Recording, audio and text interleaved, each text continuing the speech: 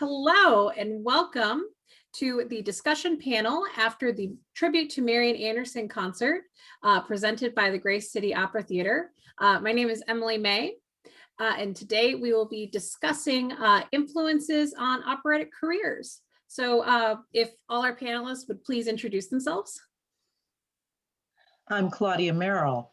I am the CEO, founder, and artistic director for the Grace City Opera Theater, a 501c3 nonprofit organization concentrating and established to work, perform, and educate the community about the masterworks of our African American and African descent classical composers, singers, oratorio, and spiritual.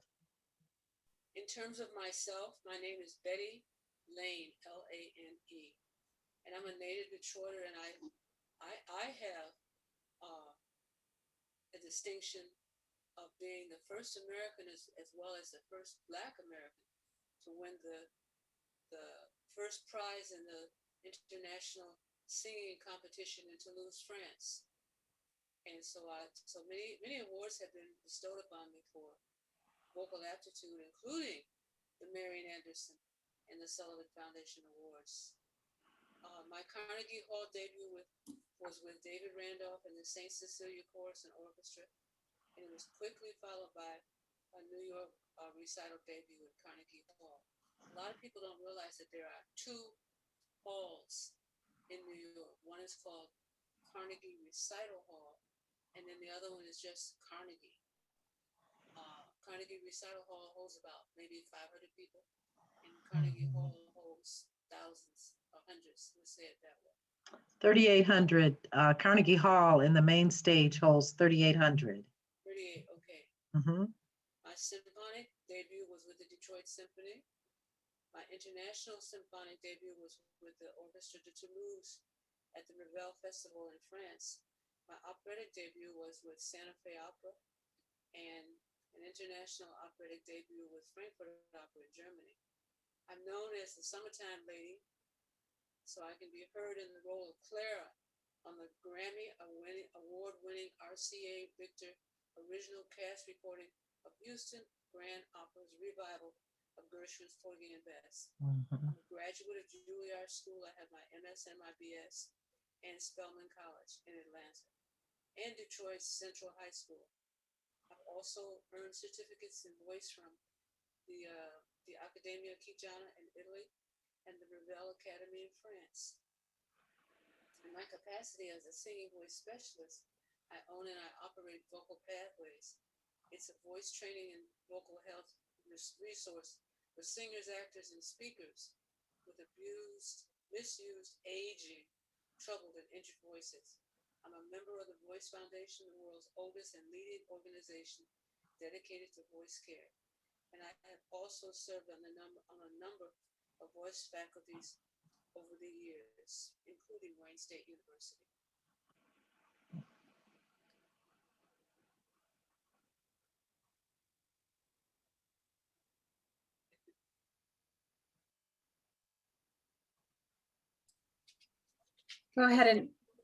Go ahead and introduce yourself, Chantal. Good evening. My name is Chanal Braziel. I am a soprano and I am a native here in Pittsburgh, Pennsylvania. I recently just graduated with my master's in music at Carnegie Mellon University here in Pittsburgh, Pennsylvania. And one of my most favorite and memorable performances when I sang in the now Grammy Award winning production of the Porgy and Bess at the Metropolitan Opera for their 2019-2020 season.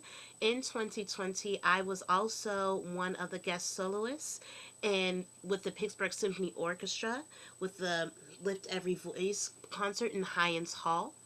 And I recently won the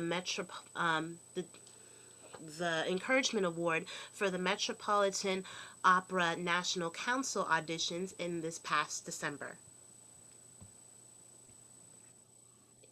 And I was also the advocate. I am still an advocate for the National Opera House that was founded by Mary Cardwell Dawson here in Pittsburgh, PA. All right. Well, thank you all so much for joining us this evening. I'm Emily May. I'll be your moderator today. So my first question I have for all of you, we'll go Claudia, Betty, and then Chantal, is where were you educated? I was educated at the University of Detroit Mercy, and I did my graduate work at Wayne State University, and I also did further postgraduate study at Marygrove College, which is where I studied opera. My degrees are in social work, and my master's degree is in health allied sciences.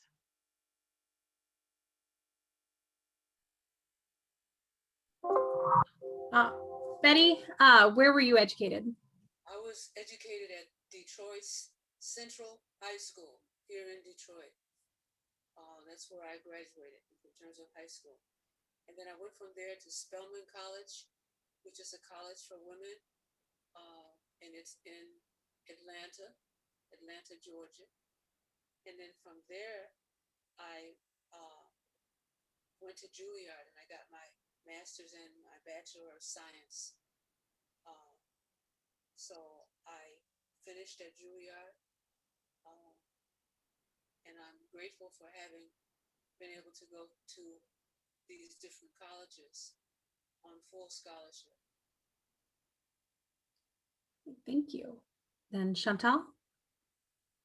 I received my undergraduate degree at St. Vincent College, which is only 45 minutes from Pittsburgh, PA.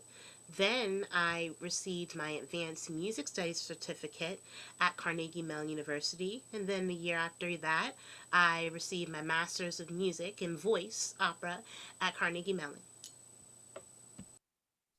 All right. Claudia, tell me, what inspired you to pursue classical music? My father and Leontine Price were classmates in college. She went to Central State University. So that's where they became friends, and they were good friends of my parents. My father was an opera buff himself, and many times they entertained when she would visit Detroit to sing with Michigan Opera Theater or do master classes with Wayne State or Cass Technical High School. She would also do concerts in honor of the Central State University Scholarship Program. So many times my parents entertained her in our home. So I was exposed at a very early age to opera, and that is what inspired me to go into classical music. Initially, I didn't want to do the work that it took to be an opera singer. And in fact, it was Leontine Price that told me that I had the operatic voice and that I should consider studying opera. But at the time when she told me that, I think I was a teenager, but I said, "Oh no, I'm going to sing folk music. I don't like opera, or what have you," and just really didn't want to do all that hard work. So many years went by. I continued to sing in church choir and community choirs, and those things that I had been doing many times had been, the soloist, or whatever in those choirs. However, had not gotten formal voice training or what have you. And so many, many years later, I'm not going to say how many, I'm going to have to say that the Lord took me back to classical music because I was singing in the gospel choirs. I was trying to do anything but sing opera. And people always told me I had an operatic voice. You have such an operatic voice. Why aren't you singing at Michigan Opera Theater or something? I was even singing at Michigan Opera Theater. I had no training, so I can't do that. But anyway, well, you have that kind of voice. So at the urging of one of my choir directors, Betty Lane was giving master classes at Michigan Opera Theater. So I said, okay, that's great, but that probably for opera singers, I can't do. Oh no, Claudia, I already registered you and I paid for your registration for this master class. So I went on down there. And I had known Betty because she was one of the principal soloists at the church that my family's home church, which is St. Matthew St. Joseph's Episcopal Church in Detroit. So I had known her from there. And of course, always admired that beautiful voice. I wanted to sing like her, but just didn't want to do all that work. So Betty was the person that led the master classes and what have you. And I went down there, like I said, with no musical training or what have you. I was just singing. And so didn't have, anything that, it would take to be in an opera company. So here I was singing. I thought I could sing that little Handel stuff. And she says, I'm going to stop you right there. So and let me know this is what you need. You have the voice for it, but this is what you need, Claudia. Then I thought I could sing Ave Maria, and all of this kind of thing, and I was singing in out of my voice range. So I had started taking lessons with a woman that had been an opera singer in Romania, and she told me I was a mezzo. And she said, "Yo, you're a mezzo. You'll never be a soprano. You're not. You are a mezzo." And so and so and so, and still wasn't teaching me anything, because when I got down there to the Michigan Opera Theater, it was there that I began my operatic studies, because they told me that I was not a mezzo and that I was a soprano. And of course, I argued with them because, I know more than the opera experts, right? I said, "Oh no, I can't sing those high notes. Oh no, no, no. Oh no, you are struggling to sing now because you are not singing in your voice range." So this is what Betty Lane told me. And I said, "Well, Betty, I don't, I can't do those high notes." She says, "You cannot, because you have not been properly trained. However, you are a soprano and you are not even built to be a mezzo. So you will not sing. You will not be a mezzo, you know." So I didn't, I didn't really believe her. So she brings in about 4, 5, 6, 7, 8 other people that were, at the opera house there. And she says, she doesn't think that she's a soprano. So she had me sing for them. "Oh, she's a soprano. She's a soprano." I says, "Listen, you guys, I'm sure you know what you're talking about. I cannot sing those high notes." So, and I think the first thing I said was, "I can't hit those high notes." And Betty stopped me there and she says, "First of all, we don't hit anything, we access. And yes, you can with the proper training. Yes, you can. So here's what I need you to do. I'm going to make some recommendations. You need musicianship. You need musicality. You need to study some music. You need to know what's going on, not just in the voice part that you're singing and not just in the melody, but you need to know what the orchestra is doing. You need to know what everyone is doing and where you fit in, how you fit in, and how you can take a piece of music and make it your own. All of these things that prepare you to be able to sing. So you need to go back and get a little schooling." So I did. She recommended me to a piano teacher because you need some piano skills, because you really need to understand what's going on with the music counting, all of these things that go along with becoming a trained musician. You need appropriate voice training. So I'm going to recommend you to some folks that can do that. And if you do these things, you go back to school, get the training, do the work. It's going to be work. Do the work that you need to do. You will be singing in front of orchestras. You will be singing on opera stages. You will be doing things that you would never believe that you could do, but you must do the work. It is going to be work. Well, Betty Lane's revelation, of course, was absolutely correct. And I found myself debuting at Carnegie Hall and on the main stage, actually, and with John Rutter singing his Requiem, one of the soloists for his Requiem, because he did several pieces that evening. So, and I was invited there by the opera company I was singing with at the time, which was Nevada Grand Opera. So it was because of our director and our associate director and some connections that they had with Carnegie Hall that I guess we got invited and they asked their best, they asked their soloists. So that is where I had an opportunity. She was absolutely right. I got to debut at Carnegie Hall. I got to sing with the New England Symphony. So she was right. So, when all of this stuff began to culminate, I thought, I guess you really can sing. And doing the work and learning and creating the toolboxes and things that I needed to create what I say world class, an extraordinary voice, all came into play. It is a lot of work. And I just believe that everything in that vein was in divine order, that I was running from something that I was destined to always be. And you look back and you think about it, you think, wow, if I had taken the advisement of one of the world's greatest voices, uh, I probably, would have done other things. But sometimes we have to take different journeys to come back. And I think the divine does this for us. So it's all in divine order. Doors are beginning to open, it began to open up. I began to sing with other opera companies. I sang with Nevada Grand Opera, Arbor Opera Theater, uh, uh, then started my own, opera company, and what have you.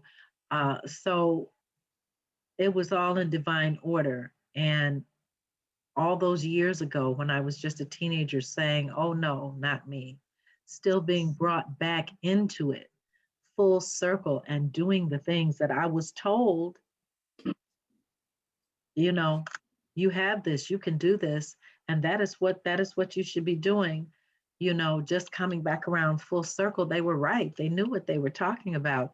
And the more I learn, the more I sing, the more I work, the more I build my toolboxes, the more I can see uh, this is where you were really destined to be. And not feeling that, oh, well, it's a little late. No, evidently it's not, because the divine, it continues to open doors for me to share my gift, for my opera company to become known, and for me to share that and pass it on to those who will come behind me. So it was always there. Thank you. Betty, same question. What inspired you to pursue classical music? I didn't set out to be an opera singer or to do classical music. I was a little girl and I heard this voice on the radio because we didn't have television, that sort of thing. So I heard it on the radio and then found out that this was a Black lady. And I could not believe that, a Black lady was singing like that. And, but I found out her name and looked her up and all that kind of stuff. And the thing that was fascinating to me was that I had the opportunity to get her to get a recording. And the reason I was able to do that was because they had something, that you could buy, like, I don't know, 3 or 4, 5, 9 recordings of different things, and you could get one free. And so the one that I got free was Marian Anderson was in the list, and she was the only Black in the list. And so I selected her as my free choice. And my mother had bought me, a little, I don't know what you call it, but you could play LPs. They called them 78s in those days, and you could play CDs, we call them now. You could play 33 and a third, I guess. But there were a lot of things that you could do that I didn't know that I had access to doing, and I was just thrilled. And I also want to say that because of winning the Marian Anderson Award, I had the opportunity to actually meet Marian Anderson and to talk with her and sit down and have a conversation. And that was one of the most exciting things I think that I had ever done, because because by that time I had her recording and I played it all the time until I wore it out, you know. And I had started playing violin when I was in the like fourth grade, and this was a continuation of that kind of music, classical music. I still don't consider myself an opera singer. I consider myself a concert artist, and that's what I'm fascinated by about Marian Anderson, that she considers herself a concert artist.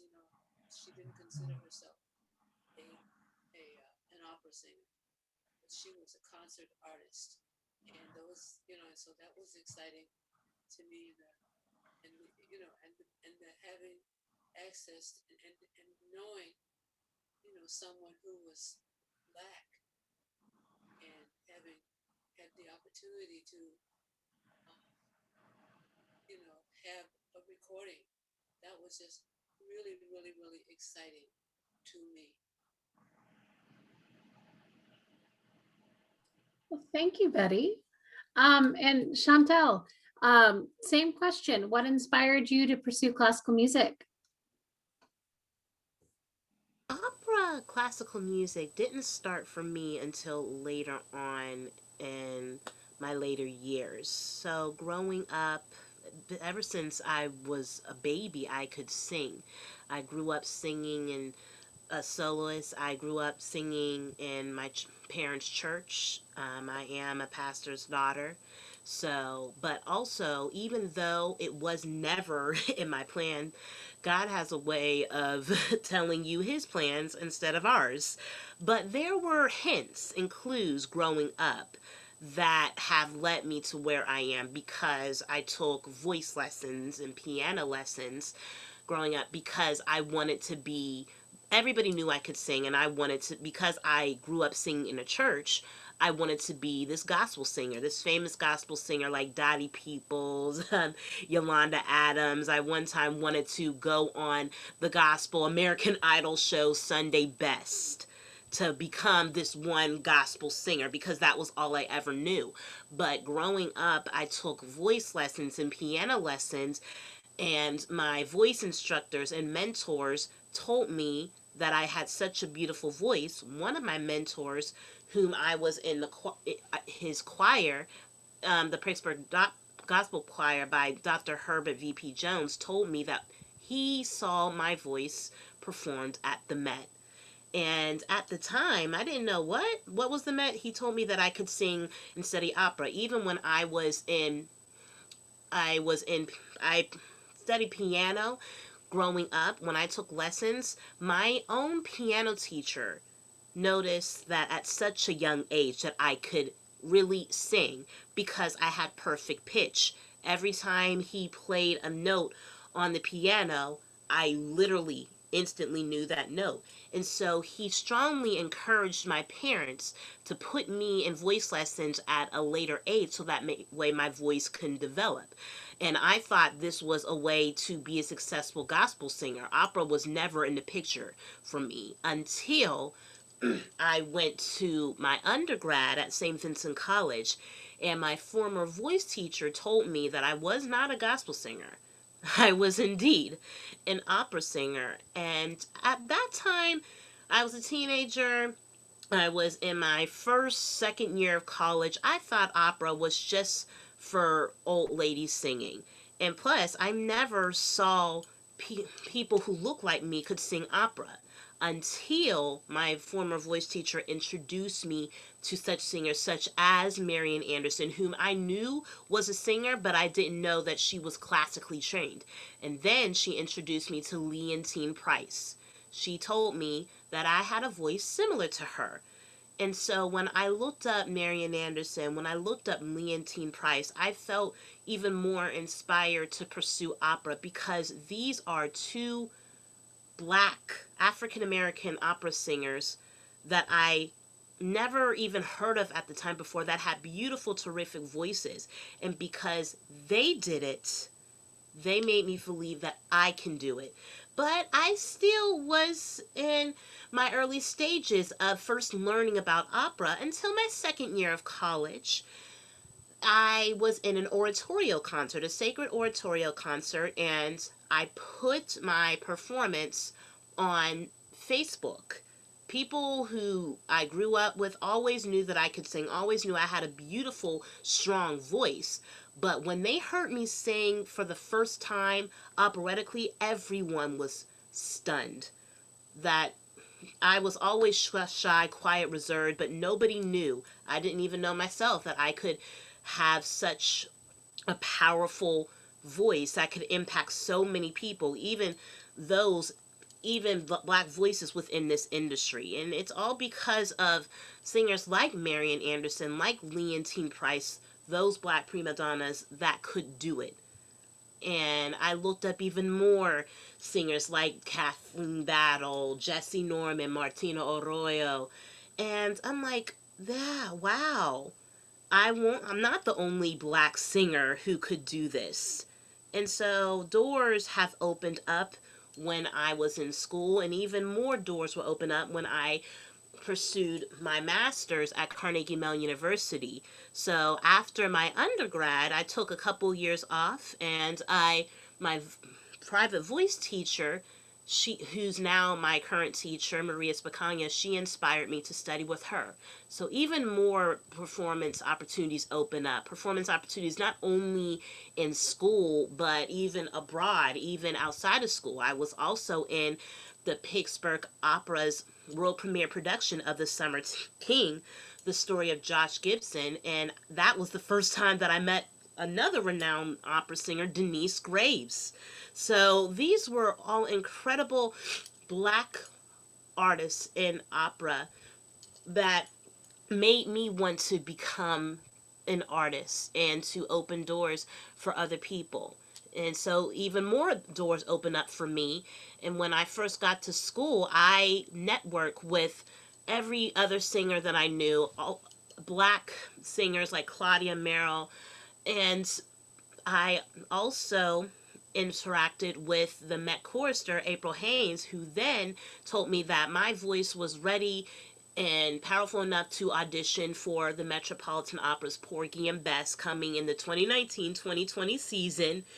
She has heard me. I have had so many connections because of social media, and that was how I met her. That was when she strongly encouraged me to audition for that during that season. So I went up to New York, and I, even though I didn't get it right away, I received that position to sing in Porgy and Bess. And just to be in a room filled with black voices who looked like me, who were excited, who were prepared, who were consistent, who had that passion for just opera and music made me even want to pursue this art and love it even more. So the journey has been so impactful. Great, thank you. My next question, this is for all of you. What was your first opera? Oh, sorry, buddy. I was going to say that I got my first opportunity to deal with an opera because when I was at Juilliard, there was a competition, and I told my voice teacher, Hans Heinz, I told him that I was going to, audition for that, and he said, "Oh no," he had a student already in his mind who was going to win the prize, and so I auditioned anyway. And much to his surprise, I won, and it was to go to Santa Fe Opera and perform. It was in Santa Fe Opera, so I got to do a lot of operatic performing there, which I probably never would have had I not just stepped up to the plate and said, "I'm going to do this," and I did it. And I was the only black person out there at that time, and George Shirley came because he was in one of the operas, and he came and he was very encouraging and very kind and all of that sort of thing. So that led me in a path in terms of opera that I had not expected, especially from, a school like Juilliard. with so many people there who had the opportunity to do and grow and that sort of thing. So I'm very proud of that. Sorry.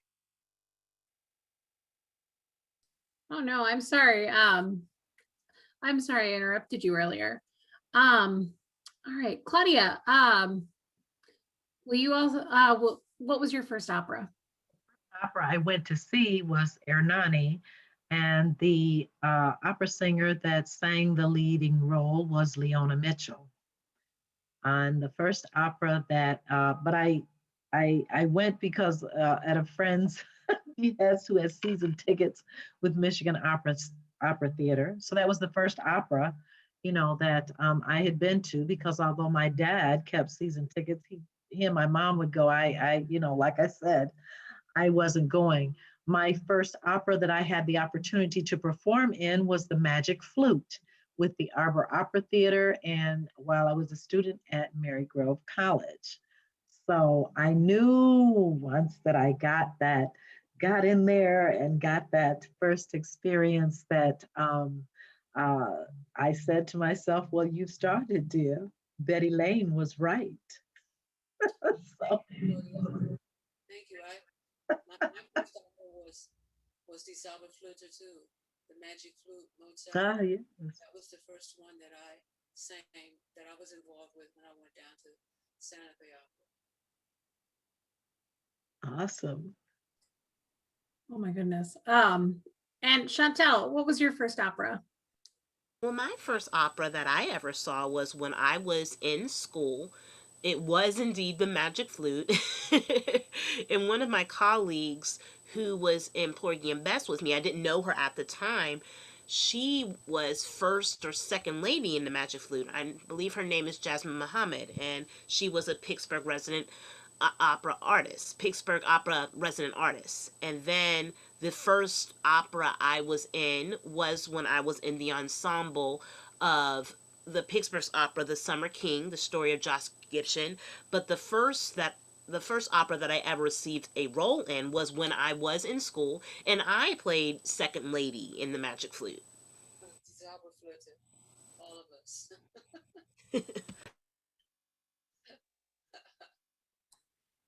Oh, you gotta love when things like that happen. All right, let's move our discussion on to Marian Anderson, since this is a discussion panel about her, and it's in, connection with the tribute concert Gray City Opera did like 2 weeks ago, as of recording this. So some of you have actually already answered this, but I'm going to ask again. When did you learn about Marian Anderson, and how did you come about learning this? Oh, Chantal? I really kind of was learning. I knew about Marian Anderson growing up because she was a singer. But what kind of singer she was, I didn't know until later on in my life of my career in opera, that she was indeed a concert, now then going to opera singer. And the reason why I admire her so much was because she was the first that did it all. She was the first to ever perform at the Metropolitan Opera, but even before that, even before she took a career in opera, she was a concert singer that traveled all over the world operatically, with not only such a powerful voice that created impact on so many people, but she kept that humility in her. She kept that gracefulness in her while still doing what she loved in a time where those who didn't look like her hated her due to her own race, but she still sang her own song. She was a singer, she was an activism in her own way, but she stayed true to God. She stayed true to herself. And she made me feel like and she still makes me feel like I can do any and everything. And even though I am an opera singer and I want to be in some operas, her concert career life makes me want to be similar to that, want to sing German Lied, want to be a recitalist, being in concert because she enjoyed it. And with so much grace, so much spirit in her, she still had that standard. She didn't let anything stop her. Even when she was faced with so much racism, so much humiliation, so much discrimination in a time, and a lot, and because of that, because of her work, because of how she put so much of her faith and work in what she did, she was considered and still is considered the voice of a nation. So yeah, that's what makes me close to her. Thank you. Claudia, same question. I was exposed to Marian Anderson once again by my father. And so that is how I knew about her because, of course, they played her albums in our home, as well as Leontine Price, William Warfield, who was Leontine Price's husband. So I was already, I already knew about her, grew up knowing about her. It wasn't until I got older that I saw that although they had always penned her as a contralto, that she was actually a soprano. So I did some more research, about that, and I wondered. I was like, well, why would they call her? Why was she a contralto? Especially if you ever hear her, you can hear that voice, you can hear that range. It's quite clear that she was a soprano.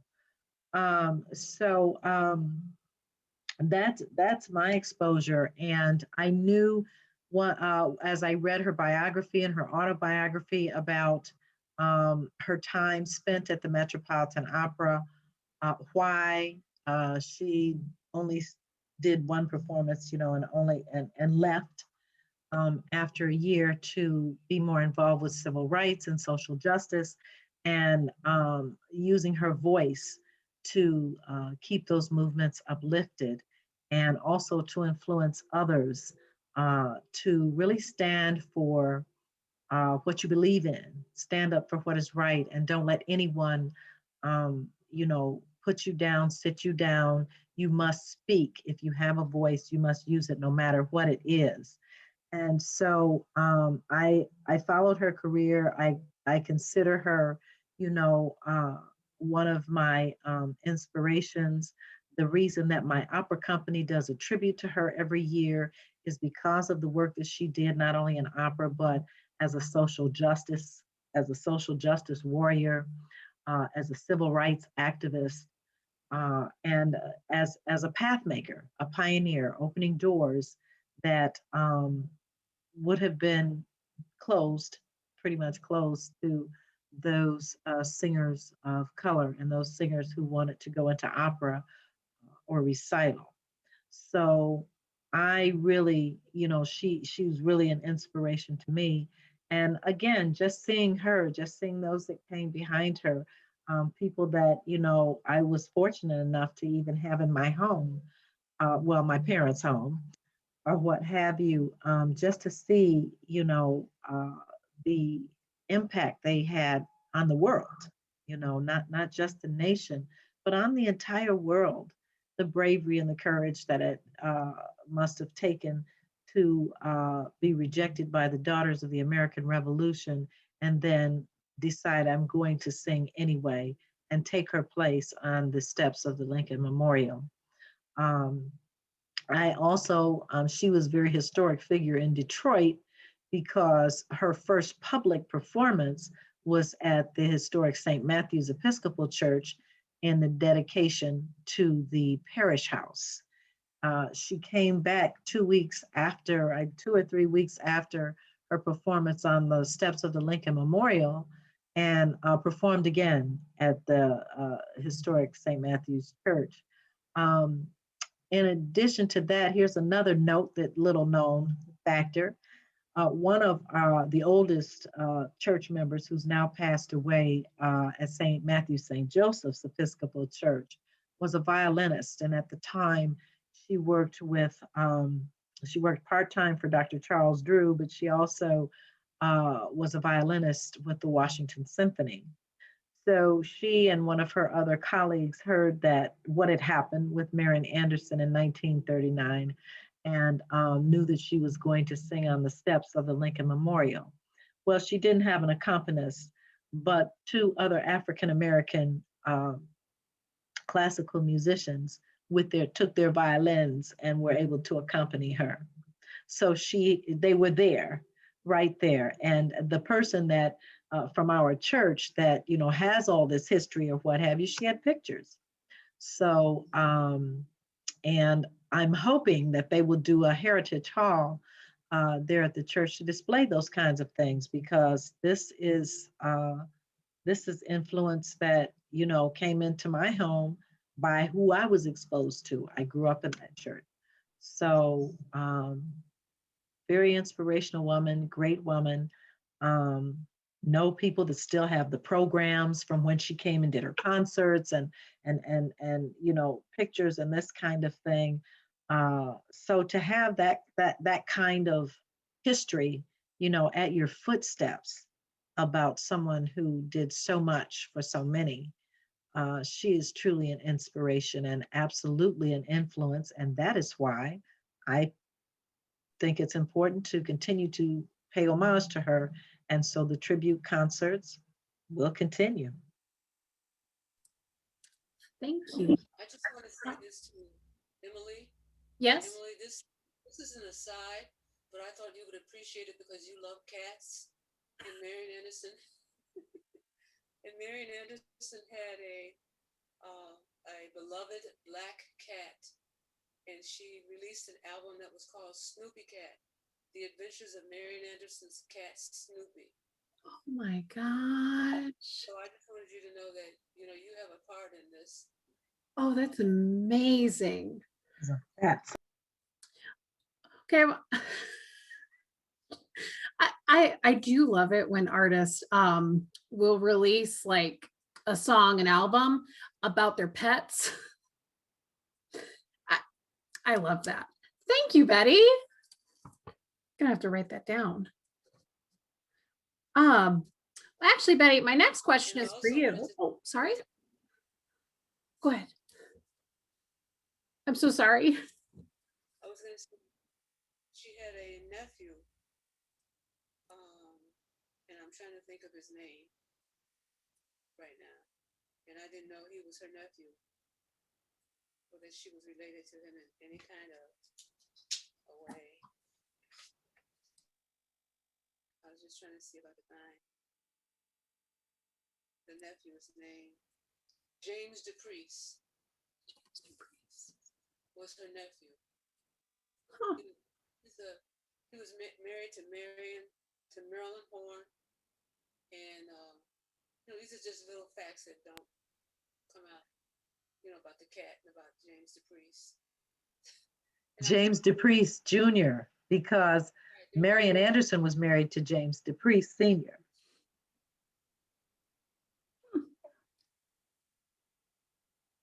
I have to look that up because I know that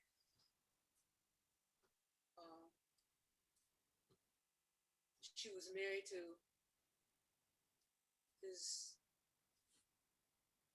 a relative of his, and who was married to his father, and so because of that, then James DePriest, was a well-established conductor, and wanted to say that. But I just thought the bit about the cat would just be right up your alley. Well, thank you. Well, my next question is for you, Betty. Since you already shared how you learned about Marian Anderson and how, I mean, she had an influence throughout your childhood. I wanted to know, what was her influence on your career?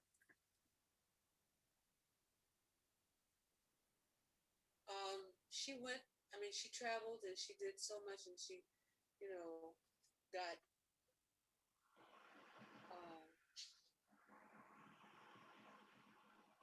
she got so many awards. I wasn't interested in the awards.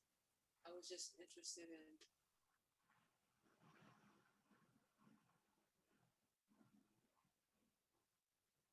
kind of like Claudia. And people told me I had this song, "Let It Be Heard," and that was a motivation to me.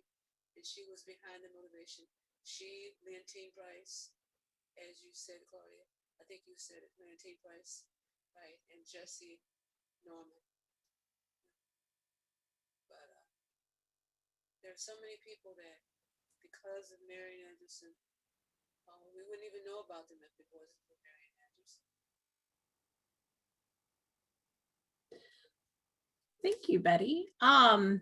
Same question for you, Claudia and Chantal. Did Marian Anderson have an influence on your career? And if so, what was it? Oh, absolutely. Absolutely. To go and sing and to let my voice be heard and to stand. And I am a social justice type of a person. So from that, not only singing, but as well for me being a classical composer. So composing operas and what have you. And so and I got that just based on how she used her voice to influence people and to be a part of the modern civil rights movement and to encourage people to raise their voices, to do what was necessary to gain equal rights, to gain equal time, equal piece of the pie, or what have you. And you can do that through your music, you can do it through your speaking, you can do it through your actions. And so for me, my actions have been, God has led me to more than just the voice. God has led me to be a composer as well. So she was a great influence in that way. I concur. Not only do not only has Marian Anderson taught me how to have humility, grace in my voice, she taught me just like how she was such a powerful blessing for other people in that time period, to be a blessing to other people by using your voice. And not only that, use that freedom in your voice to make a difference, even if it's in song. And she did that, and people heard, people listened, people knew who and whom she was. People, because of that, people didn't see her for just because the color of her skin, but through the color and freedom of her voice, knowing that she was a gift from God. And I want to use my voice that same way. And she did it on any and every stage, everywhere she went, internationally, locally, and everybody listened. I want to create someday, and I believe I am now, create that same impact. Not just the way she did, but she is inspiring me to create my own impact, create my own legacy. And I can follow her with that. Thank you. Well, Betty, this is a question just for you.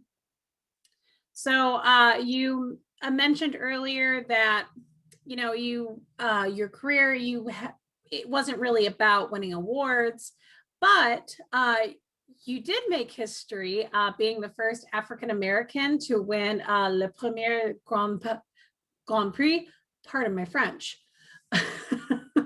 Tell me, how does it feel to have made history? I never think of myself I never think of myself as making history. I just think of myself as doing what God put me here to do. And I feel that God put me here to sing and to make a difference and to make it as beautiful as I possibly could. And I'm grateful that I've had this opportunity. I am so grateful.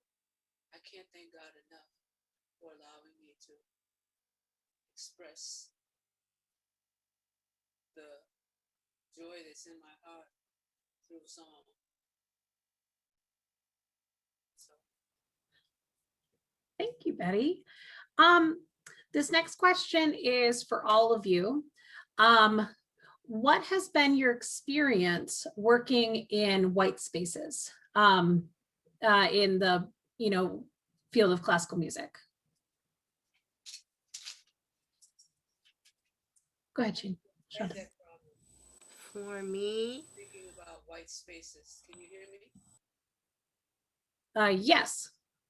Okay, I just never had that problem. There were places that I went and things that I did where I felt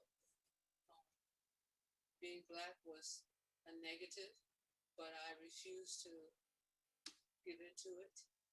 And I'm glad that I went to Spelman College, which is a historic Black college in Atlanta, Georgia, which took me to the South. I had never been South before, and it was wonderful. I have classmates from there, and we call ourselves the Clan. There are 4 of us, and and it was just really great to go to Spelman and have that opportunity and have the encouragement from my college friends, the Clan, that helped me to go on and encouraged me to go on to apply and go to Juilliard. I'm really happy about that. I'm grateful for the friends that I acquired there and the things that I did there. And I was, how can I say, president of the Glee Club, and the 4 of us, we were president, vice president, secretary, and treasurer of the Glee Club. And the Glee Club traveled. And so they gave me the opportunity to go places that I would not have gone had I not gone to a historic Black college. Thank you, Betty. Chantel? I'm so glad that I've never experienced racism or discrimination, though I know how racist and prestigious, competitive this industry is.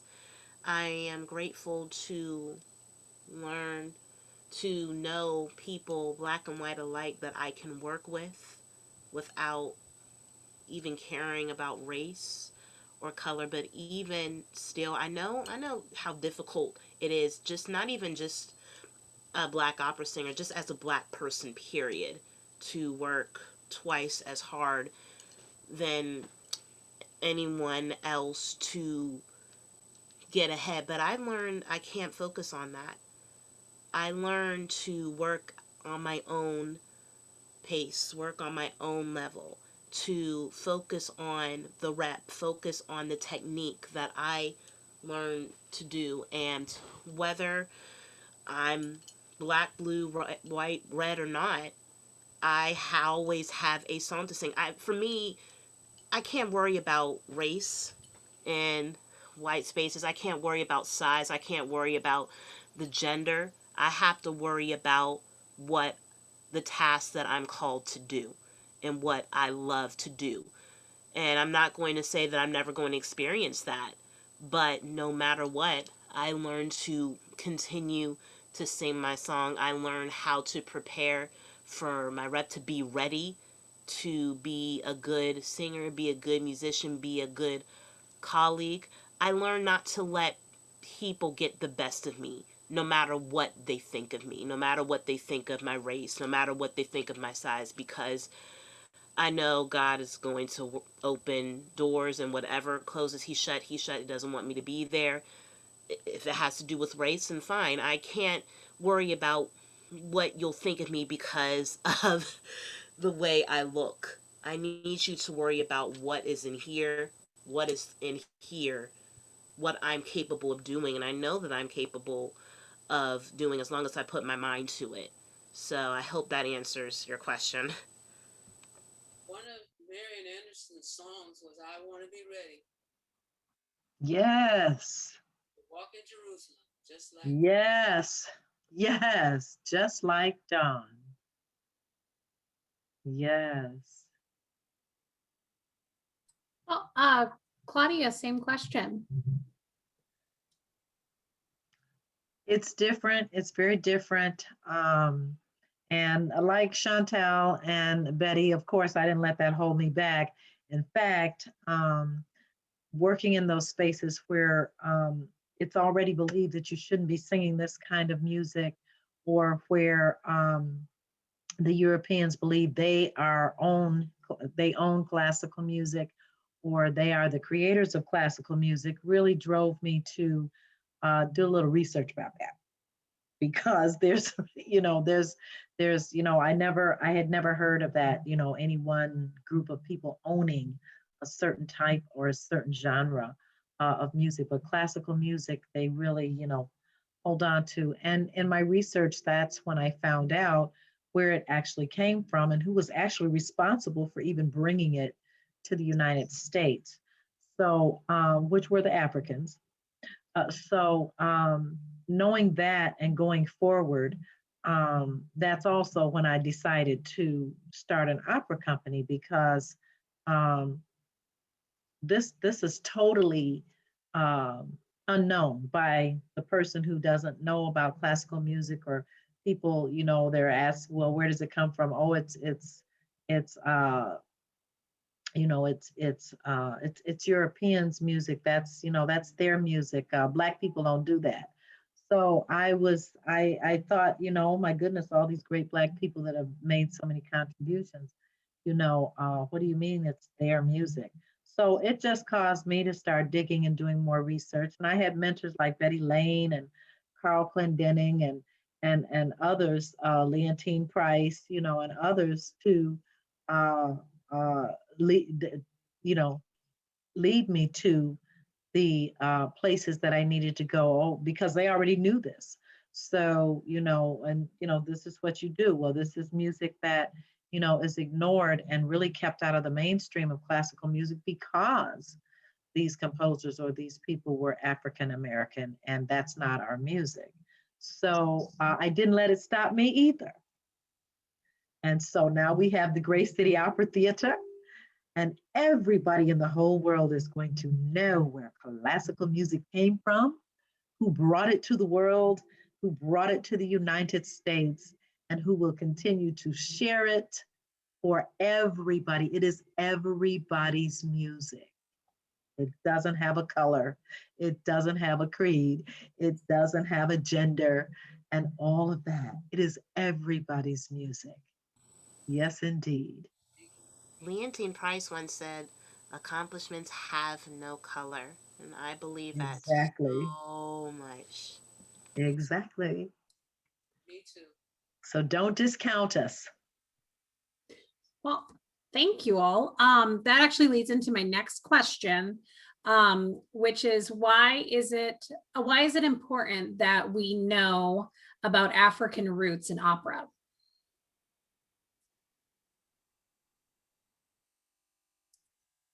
Well, I think that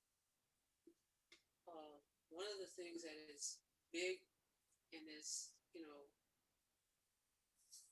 important nowadays, especially in classical music. I listen to the classical radio station, until 7 o'clock Mhm. every day, and then the jazz comes on. So you got classical in the day and jazz at night. Mhm. Rhythms, Yes. the rhythms are just so important, and I think that that is a major contribution that we as Black people, Hispanic people, have made, and that is the rhythm and the beat, that sort of thing. I believe that with all my heart. That's a major contribution. Oh, it absolutely is. From the creation of the musical scale to the first written music, that was brought by the Egyptians and then by the Ethiopians and what have you. It's important that people really know where those roots are and who brought it to the world because of their formation of the scales and what have you. That is why you have jazz. So, and even through classical music, certain composers, you're able to pull out the jazz chords. You're able to pull out those chords in which now we've created other genres. All other genres stem from that, from R&B to the gospel. And then, of course, you know, we have the African American spiritual, which is directly related to the classical music. So it's it's a very important part of our world, not just our American history, but our world history. And I think it's very important that the truth be told and that no one is excluded from it. I think that is very important. I absolutely agree because of our Black culture and the roots that we got from Africa to here. People now know where music truly comes from. That's where we got the rhythm and blues from. That's where we got gospels from. And that's how I feel spirituals, gospel music, why it's so connected to our roots is because of spirituals and how our enslaved ancestors and family literally held on to that because spirituals were songs of not only despair but hope, Yes. and how we brought that into gospel music, now classical music, because spirituals are sung operatically. If I could sing a concert of spirituals for the rest of my life, I would be so happy because it's part of who I am. It's where Yes. I come from. And if I Yes. want to add gospel, if I want to add jazz, which is where everything comes from, our Black culture, that's true soul right there. And people need to know about that. It's universal like that. I don't think it's just should be just open for just African Americans. As I believe people can listen to our music as long as they don't threaten us or intimidate us, as long as they know the true history, the true reason behind why our music is so dear to us, because it's part of our culture. It is how we survived, literally. Well, oh, sorry, Beth. Willie? I just wanted to say that it all comes together in the jazz too. Yes. Yes. But even when you listen to the, well, of course, we weren't around then, but the musicians on the plantations and what have you playing the classical music, how do you think they got that? They were the ones that wrote that music because they brought it with them on the slave ships. They were the ones that built those instruments and did everything from the musical score and what have you. And the sad part about it is that that music was stolen from them. And it was also music that they could not share within the slave quarters or what have you. So there you have the spiritual being formed, instead, since they were not allowed to sing or play their classical music that they wrote and brought with them amongst their own people, the slave master felt that if they were able to unite in any type of way, that they could revolt against them. And the slave master decided, this is our music, and we're going to take it from you, but you're going to write it, you're going to build the instruments, and you're going to play it. So, yes, classical music is the root of the African. And it is the African that created that and brought this to the entire world. We did it. We absolutely did it from Gregorian chant to opera to concert to everything. So it's very important. It's very significant, and it's not talked about. So this is my reason why I think it's important, because it's not talked about. People may know it, but nobody wants you to talk about it. Nobody wants you to educate about it. And so I, like Marian Anderson, I'm going to use my voice. I'm not going to sit back and remain silent about my truth, my ancestors, and my roots. I won't do it. Time's up. So Well, very important, very important. well, Claudia, this leads into my next question. Why did you start the Grace City Opera Theater? I started the Grace City Opera Theater because our great African American and African descent classical composers, operas and symphonies, and what have you, are never performed, never staged, and they have been left out completely of the mainstream of classical music. And I felt that it was important to bring that truth on back. And I go all the way back to ancient Egypt when I talk about classical music and its formation, because it's the root of all the other genres that we have as well. So this is why I started the opera company. I believe it was in divine order. So there was a reason, why I had to do this.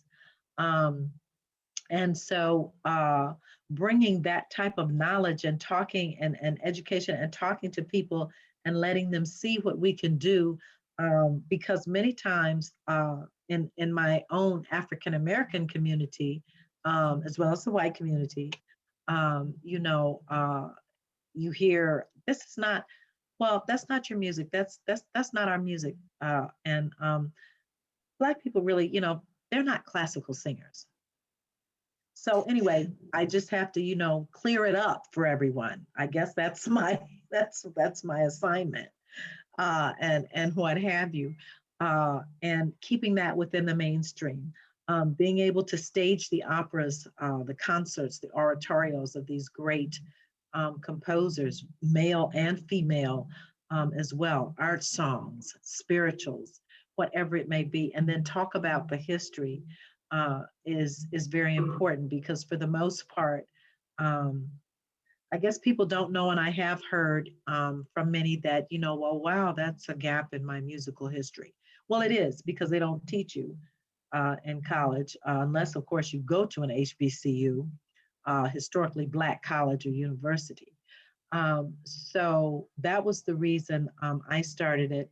And the opera company is the voice of the truth, of the history, of the roots of the African. And that's just one aspect of the roots of the African in this country, in this world, quite frankly. But if you talk about the music, I find you have to talk about all of it. You have to get back to the medicine. You have to get back to all of it, everything that we brought. The oldest university in the world, the University of Karnak, sits right there in Cairo, Egypt. That was built by Africans, Black Africans. And the libraries, perfectly formed cities, architecture, medicine, all of this is who created this. So, my music will continue to reflect those things, and just as the music of those great composers from all the way back, as far as we can go with regard to this music. So that is why I started the opera company. And it even motivated me to become a classical composer myself. And again, being a social justice type of person, writing operas about social justice. So, Witness was the first of many that I guess I'm divinely ordered to write, and, being led to go forward with it. The significance and the grand contributions of these artists and singers is not acknowledged, enough. Even in Black Music Month in June, I mean, classical music isn't addressed, period. I mean, it's just totally, it's not even in it. So, and that should not be. So I'm writing an article for a magazine now that is focusing, June is Men's Month and Black Music Month. So I'm focusing on African American and African descent male classical composers for the month of June. So, and the magazine is Off the Bench. So stay tuned. And there again, just, continuing to educate, continuing to spread the word, continuing to uplift the community, and knowing that all of us have special gifts and all of us have something to offer. And all of us deserve to be acknowledged, no matter what color, race, creed, or what have you, all of us. And no one should be set aside or left aside, or this is not yours. And, the only place for you, is in a corner somewhere, and don't talk about it. I'm going to talk about it. I guess that's my social activism. Back to Marian Anderson, using my voice, using my skill, sharing it with the people. Great, thank you. And that leads into the next question. Why is it important for the world to be exposed to African American and African descent classical composers and their masterworks?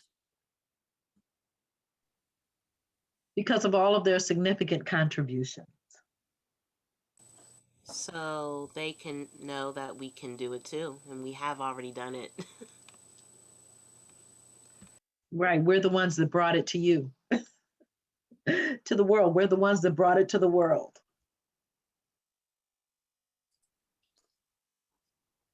All right. Betty? Yes. Oh, did you hear the last question I asked? No. Oh, all right. So why is it important for the world to be exposed to African American and African descent classical composers and their masterworks? Because we are a part of the world and need to be included. We should not be left out or ignored or shortchanged in any way.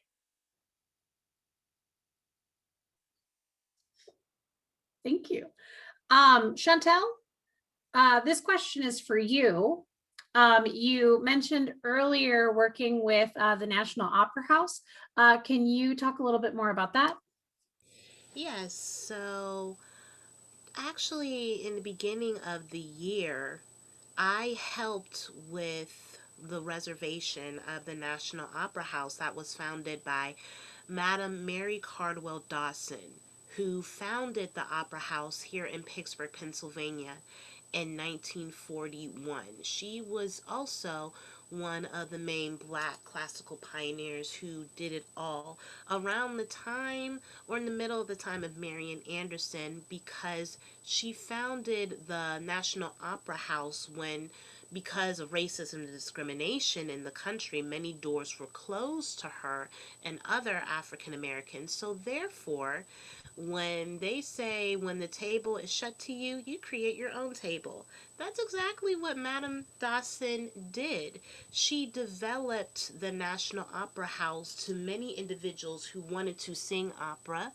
And so she produced operas through this company. But there were mainly the rehearsals at the National Opera House, such as Aida, La Traviata, and then the actual performance were held elsewhere in Pittsburgh. But that was where everything started.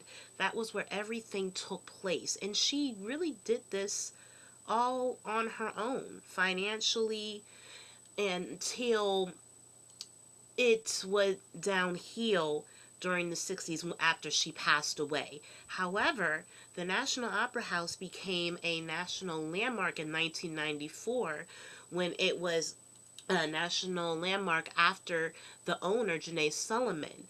And so I found out and researched Mary Cardwell Dawson and the National Opera House during my time of my graduate studies. And when one of my relatives told me that there was a black opera house here in Pittsburgh, which I find it so exciting and incredible because you don't hear about many black opera companies owned here, especially here in this city, in my own hometown. And when I saw that it was one of the most endangered places and it was trying to they were trying to preserve it in order to save it.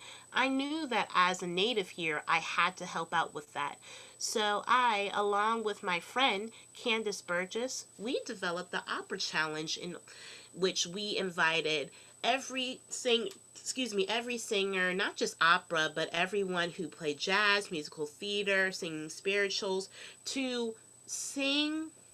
And we sang in front, one literally in front of the opera house, to get attention of the preservation of saving the National Opera House. We told the importance of how we needed to save the opera house, the history behind Mary Cardwell Dawson, and the reason why we needed to save it.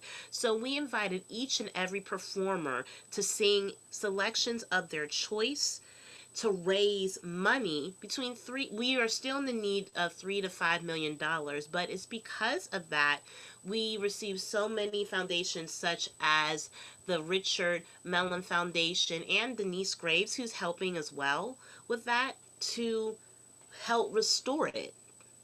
And while we're still working with Denise Graves and Janae Solomon with the Opera House, it's become a success because now the National Opera House has a fence from the $500,000 grant that we received to help restore it.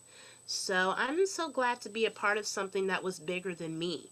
I believe that history, the life that Mary Cardwell Dawson had, was through that opera house to give other Black voices a chance during that time. Well, thank you. And I will put links to the National Opera House in the description of the YouTube video. So anybody watching can get more information and see how you could help or how you can donate. All right. Well, that is We'll all. also have it on our website, gracecityoperatheater.org. All right. Well, that is all the questions I have for you all. Is there anything you want to say in closing remarks? Thank you for this opportunity to express, speak, share, care. And I just want to end up by saying peace and love to everybody.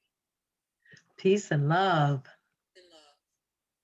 You again, peace and blessings.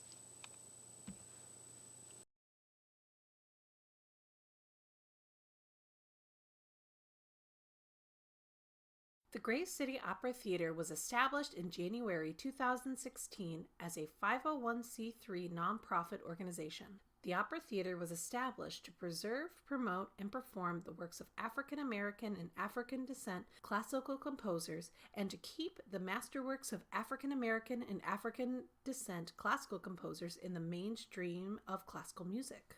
Grace City Opera Theater offers a variety of programs, including our artist program, to provide a venue and opportunities for aspiring artists to perform symphonic works, art songs, oratorio, opera, theater, and composition.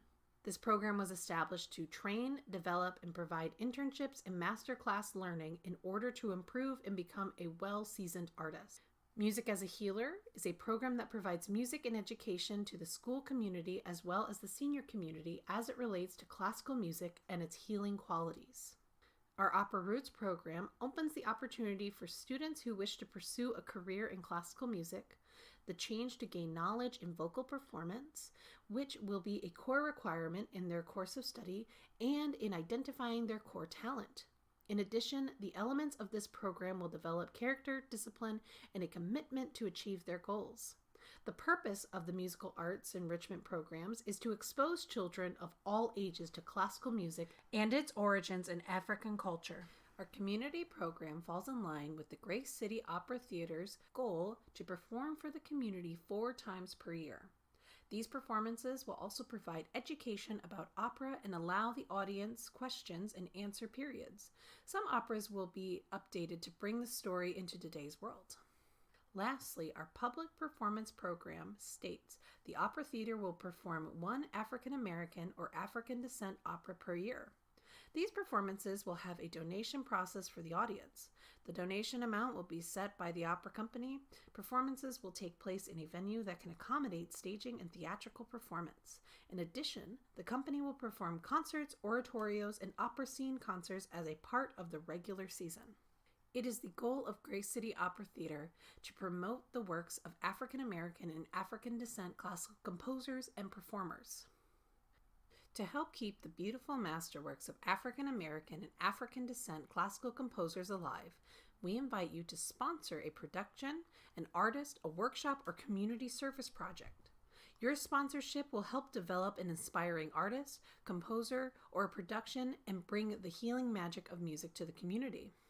We are thankful for all of our donors and patrons, and with your contributions, we are able to bring many underrepresented musical works to the community. Whether you give $1 or $1,000, any contribution helps us in our goal to preserve, promote, and perform the works of African American and African descent classical composers. If you are interested in becoming a sponsor, please visit our website, gracecityoperatheater.org, to learn more information about our programs, our upcoming performances, and how you can sponsor. Going into this spring, we ask that you donate so that we can continue to bring virtual performances, interviews, and masterclasses to our YouTube channel. We are excited to perform the works of many different composers. We are excited to promote African descent and African American classical composers through our interview series. And we are looking forward to educate artists all over the world with our masterclass series. These series are possible through your donations and sponsorships, and we are incredibly grateful. These series are possible through your donation. Thank you for joining us this evening. We hope you enjoyed our performance.